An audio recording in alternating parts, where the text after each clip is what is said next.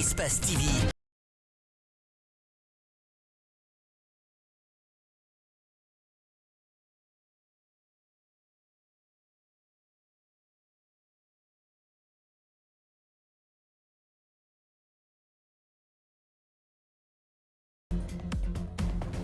Au plaisir de vous retrouver. Bonsoir, bienvenue à tous. Voici les titres du journal. Une délégation du FNDC est en mission de diplomatie citoyenne dans la sous-région ouest africaine. La mission a présenté la lecture de la société civile guinéenne sur la situation qui prévaut en Guinée. De retour, les missionnaires étaient ce matin face aux hommes de médias pour le compte-rendu. À suivre les détails dans ce journal. Et puis les enseignants de l'intérieur du pays ne sont toujours pas rentrés en possession de leur prime d'incitation. Le syndicat national de l'éducation hausse le ton et invite les autorités éducatives à agir. C'est tout pour le sommaire. Bienvenue à tous.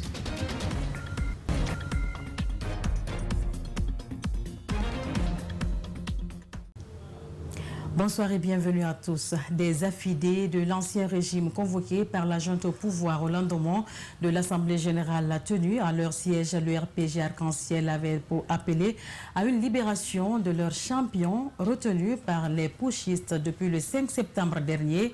Ce jeudi, l'ancien président de l'Assemblée nationale, Amadou Damaro Camara, les anciens ministres Ibrahima Kassouri Fofana, Mohamed Diané, Adianantou Chérif, Thibou Camara ont répondu à l'appel du président du CNRD.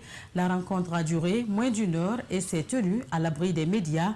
Les journalistes présents sur les lieux ont été sommés de quitter. Nous y reviendrons.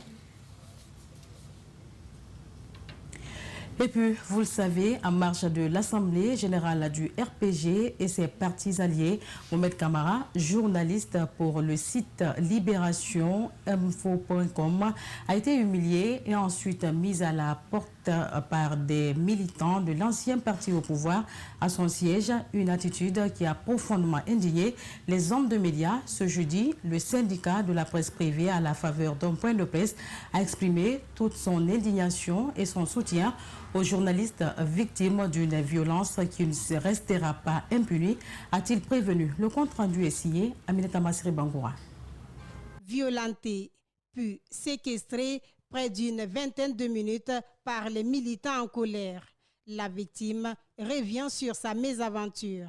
Entendu Damaro dit que non, je viens saboter, je ne suis pas journaliste, je suis un escroc, c'est ça. Mais les militants qui étaient massivement venus, ils étaient en colère, maintenant ils ont commencé à m'insulter, à m'attaquer. Ils ont dit qu'il faut que je sorte carrément de la cour. Mais ce qui m'a beaucoup surpris, c'est l'attitude des cadres qui étaient là-bas, parce que tous les anciens dignitaires là étaient là-bas. Quand les jeunes là venaient vers moi pour m'agresser, aucun d'eux n'est venu pratiquement. À travers une conférence de presse ce jeudi, le syndicat professionnel de la presse privée de Guinée a condamné cet acte avant d'inviter les médias à plus de solidarité. Le SPPG condamne fermement cet autre comportement de la part des militants du RPG Arc-en-Ciel. Nous allons accompagner toute la procédure. Nous appelons également les confrères à la solidarité. Toutes les fois qu'un journaliste sera agressé sur le terrain lors d'une activité, si cette agression vient de la part des organisateurs, nous demandons à ce que tous les journalistes quittent la salle. Selon le secrétaire général du SPPG, cette violence à l'endroit des médias n'est pas une première avec les militants du RPG Arc-en-Ciel. Vous avez Ibrahima Diallo qui avait travaillé pour Guinée Matin jusqu'en 2019. Vous avez Tcherno Amadou Mbone, Camara de Guinée 114.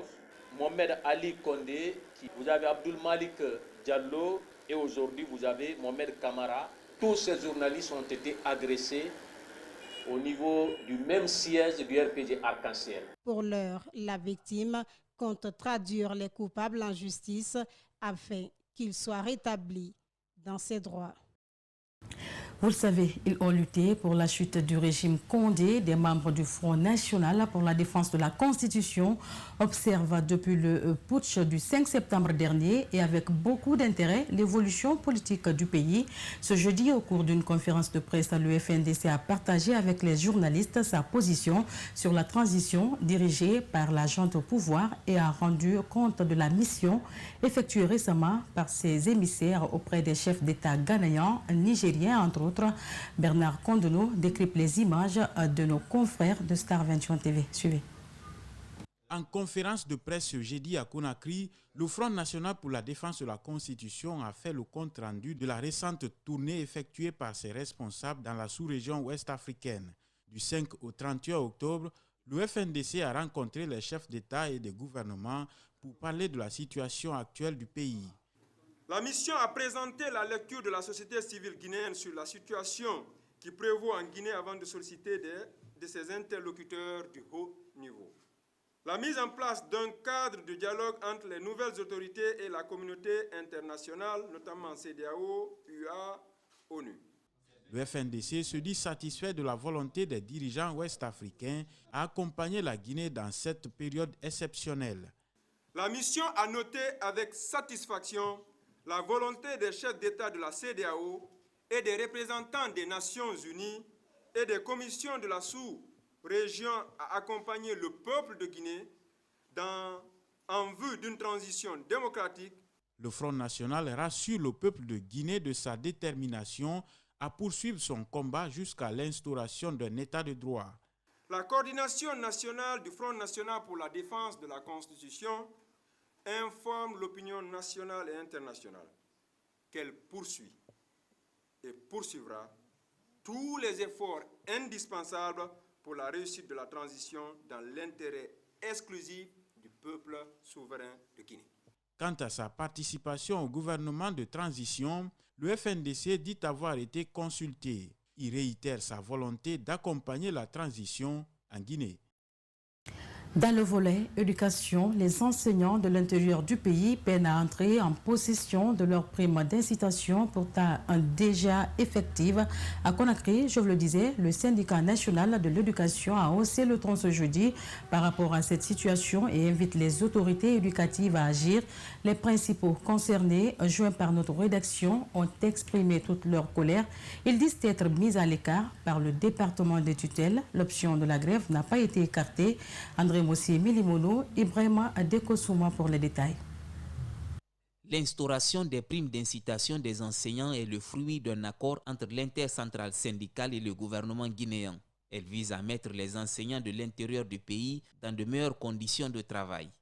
Ce syndicaliste de l'éducation trouve inconcevable que les enseignants de Conakry puissent entrer en possession des primes d'incitation et ceux de l'intérieur mis à l'écart. Si la prime d'incitation a été instaurée pour inciter les enseignants à aller en classe, à quitter les centres urbains pour aller au niveau des milieux ruraux, donc il serait inconcevable que ces enseignants qui sont à l'intérieur soient privés de cette prime. Les principaux concernés, eux, expriment leur amertume face à la situation. Un problème de décaissement serait la raison du retard.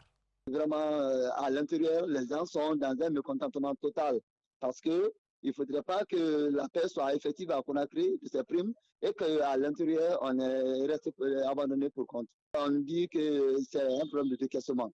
Si le problème perdure, ces enseignants de l'intérieur du pays n'écartent pas l'option d'une grève.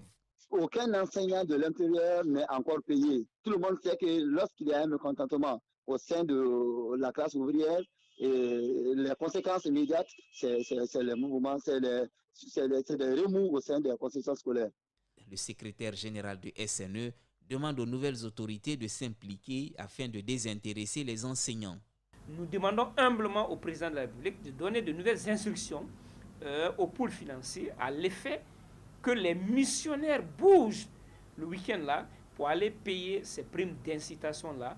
Selon le syndicaliste, il existe une autre catégorie d'enseignants qui n'ont jamais bénéficié de primes d'incitation depuis son élaboration en janvier 2020.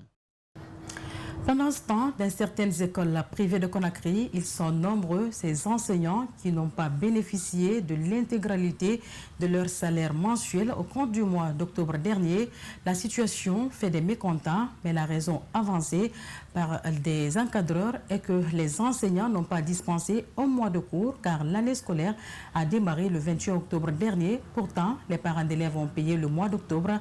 Le SNE s'indigne et interpelle Justin Leno, Alcéni Camara. Dans quelques écoles privées sillonnées ce jeudi, le constat révèle que les parents d'élèves ont tous été obligés de payer l'intégralité de la scolarité de leurs enfants pour le mois d'octobre. Les enseignants, eux, n'ont pas eu la totalité de leur salaire mensuel, un fait qui indigne le SNU. Il y en a qui récidivent et qui restent cramponnés dans leur position afin de ne pas payer.